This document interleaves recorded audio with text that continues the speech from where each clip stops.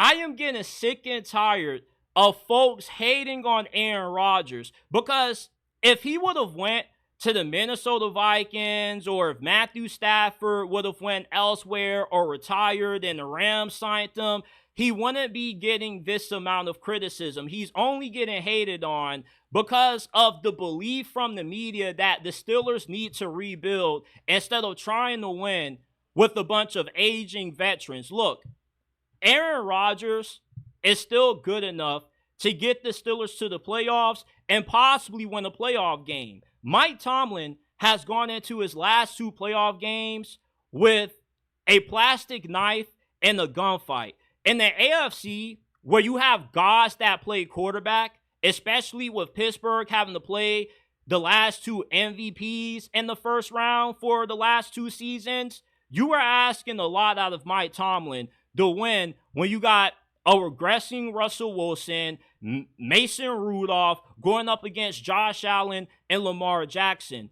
Quarterback play means everything in the AFC. You might be able to win playoff games in the NFC with average quarterback play, but that doesn't fly in this conference. With Aaron Rodgers, if he can at least be solid, that's good enough for the Steelers to have a really good season where they could win anywhere between 10 to 12 games. We know that the defense is going to be good. The only reason why the defense drops off in the second half of the season and in the playoffs is because of how inefficient the quarterback play is. And I don't know how many times I got to reiterate this point. I'm actually getting tired of saying this, because you think it would be common sense to people that claim they know football so much, that get paid millions of dollars to talk about this game, who criticize how bad the Steelers defense plays in the postseason, but they leave out the amount of snaps that this defense is on the field for.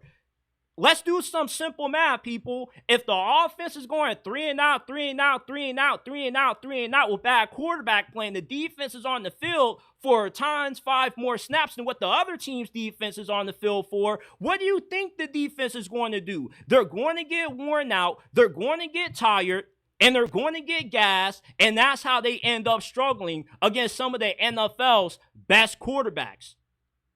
Aaron Rodgers doesn't need to be Superman. We don't need to see the bad man from Green Bay. All the Steelers are asking for Aaron Rodgers to do is manage the game, take care of the football, and that's about it. You already have what should be a really good offensive line. Another thing the media claims the Steelers don't have, despite them investing the last couple of drafts heavily into this position. You got Zach Frazier, who was an NFL all-rookie selection. Nobody ever talks about that. You got Mason McCormick, who was also really good. Troy Fontenot, who they drafted in the first round of last year, who only played like a game and some change until his season got cut short. Nobody ever talks about that. And Colin Cowherd, when I listen to him talk about Pittsburgh, he talks about how we lost our left tackle. Dan Moore was terrible. There's a reason why they drafted his replacement. Najee Harris was not that good. He's a big disappointment for somebody that was a first-round pick.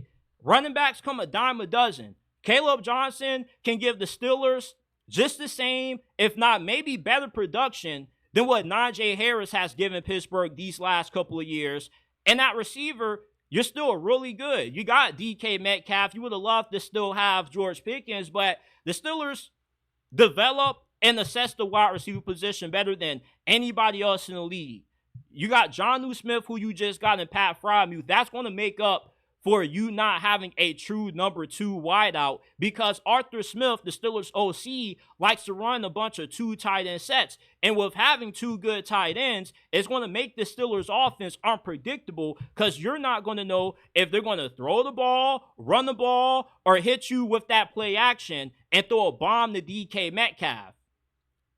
I just get so annoyed listening to folks on FS1, ESPN, and on social media continue to crush Aaron Rodgers in Pittsburgh when Aaron Rodgers is in a situation that's way better than what he had when he played for the New York Jets last year. You got to remember that Aaron Rodgers had his head coach fired the first quarter through the season.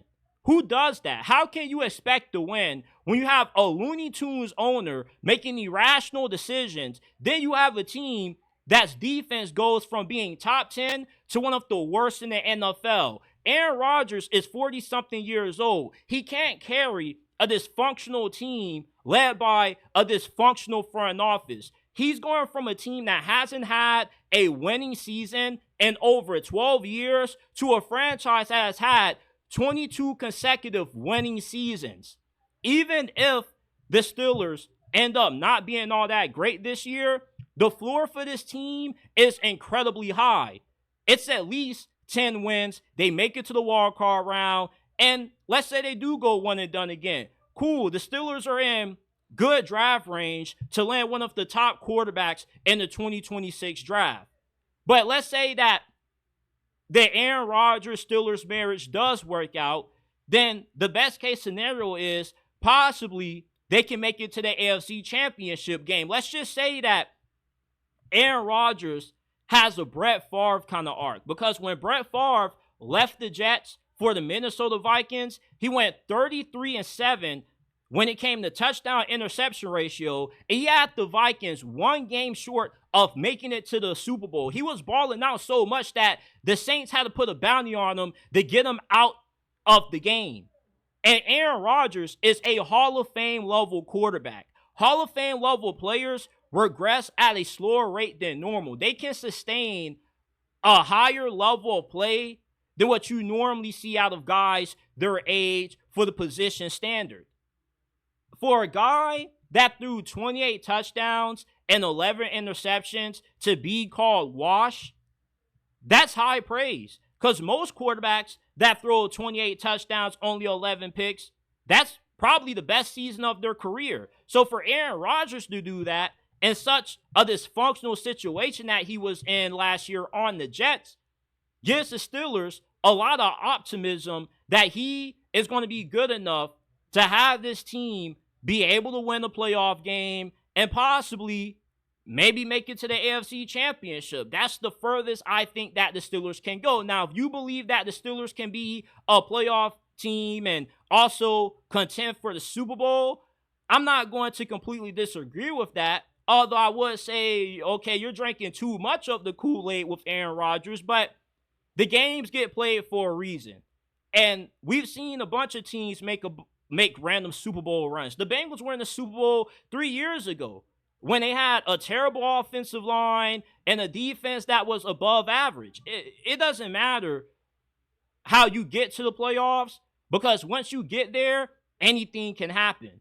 So Aaron Rodgers, the amount of hate that he's getting, it's just freaking ridiculous to me. The dude is not washed. The dude still has one more good season left in him before he rides off to the sunset.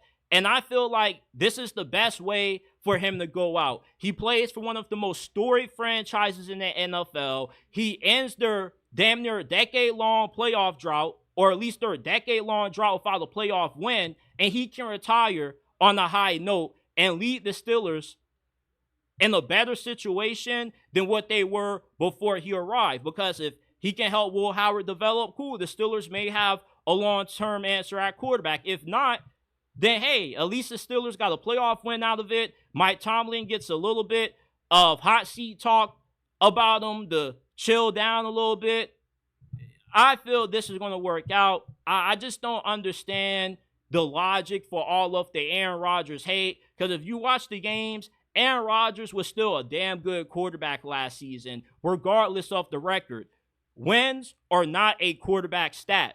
It's a team stat. And you can't put all of the New York Jets' shortcomings last season all on the shoulders of Aaron Rodgers. Was he responsible in the disaster that the Jets were last season? Absolutely. I'm not excusing Aaron Rodgers from any accountability, because some of the players that the Jets had on that offense, Aaron Rodgers wanted, like Alan Lazard. He wanted Nathaniel Hackett to be the offensive coordinator. So he does deserve at least 30% of the blame, but 70% of the rest of it goes to the New York Jets' dysfunctional organization.